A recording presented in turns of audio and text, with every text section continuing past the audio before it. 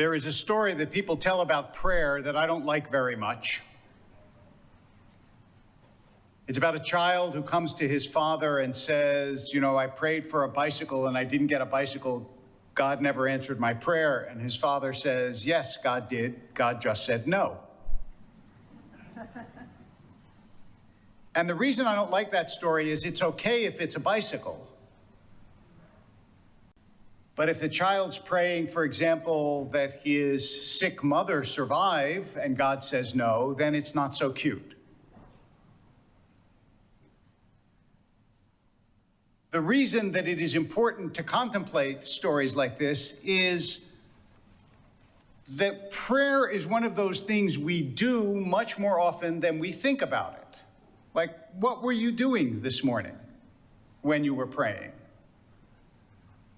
What exactly do we think that prayer is supposed to do? And why do we pray? And most people will tell you, well, I pray because I'm supposed to get stuff, and I ask for it, and then God decides, and if God decides yes, then yes. But that's a very, very simple view of what prayer is. And in just a couple of minutes, I want to talk about other reasons, in addition to that one, why Jews pray.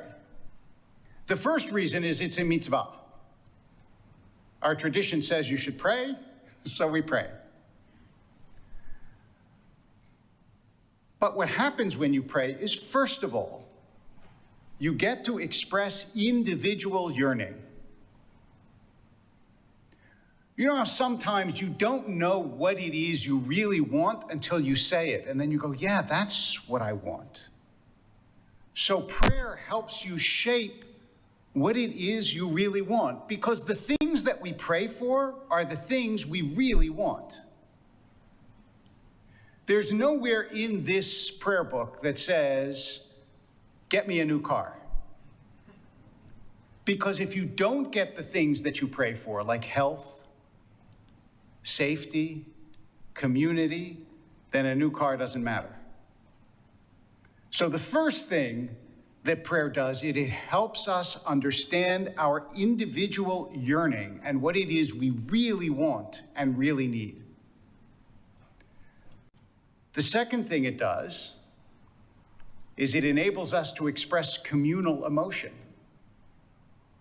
Where else but in synagogue do you get to sing together with a crowd of people? That's not something we do very much in American society.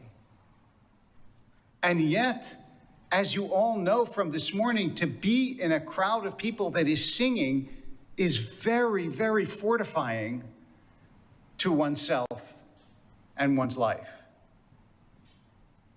In addition to your individual prayer, you get to pray as a community.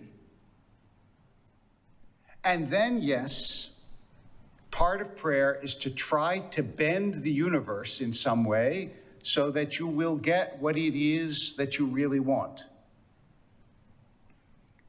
I don't know, and I don't pretend to know, how that works out. What the physics is of if you ask for something, are you more likely to get it than if you don't ask for something?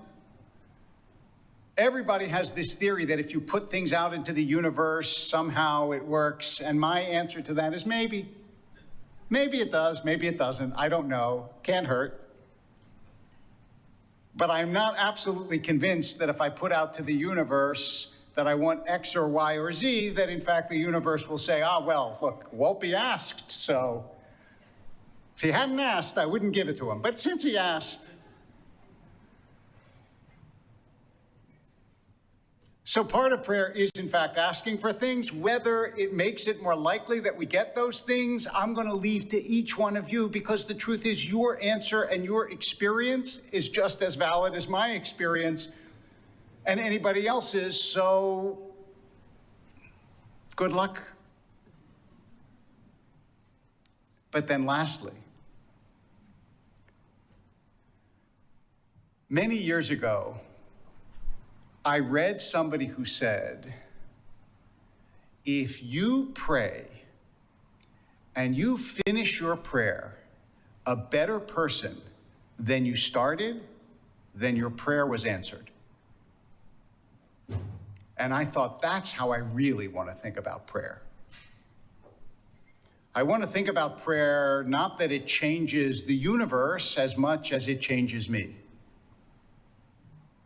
In fact, a very beautiful image, my favorite image I ever heard about prayer,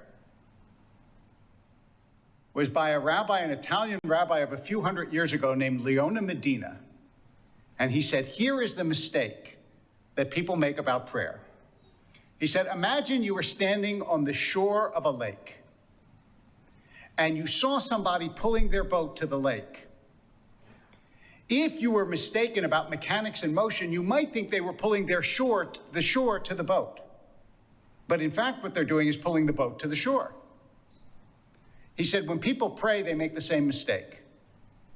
They think what they're doing is they're pulling God closer to what they want. God, I want this, so you, God, the shore, you should come close to me. He said, but actually, if you pray well, what you're doing is you're pulling yourself closer to God. In other words, prayer doesn't change the universe as much as it changes us. That's what it's really supposed to do, and that's really why we pray. So even if you want something desperately, and you pray that it be given to you, the act of prayer still helps change you, whether you get that or not. And the strange thing is, as you know, many of you, I'd like to think most of you, have been in synagogue many, many, many times. How many times have you heard people discuss why you pray, why you're here? Prayer is one of those things that we do all the time and we talk about very little. But if you keep in mind that I am praying to be part of a community, to change who I am, to express the deepest yearnings of the human soul, then I would say your prayer has been answered. We continue this morning praying on page 204 as we sing together, Ein Keloheinu. Yai lai lai Adonai lai lai lai Adonai lai lai lai Adonai lai Yai lai lai Adonai lai lai lai Adonai lai lai lai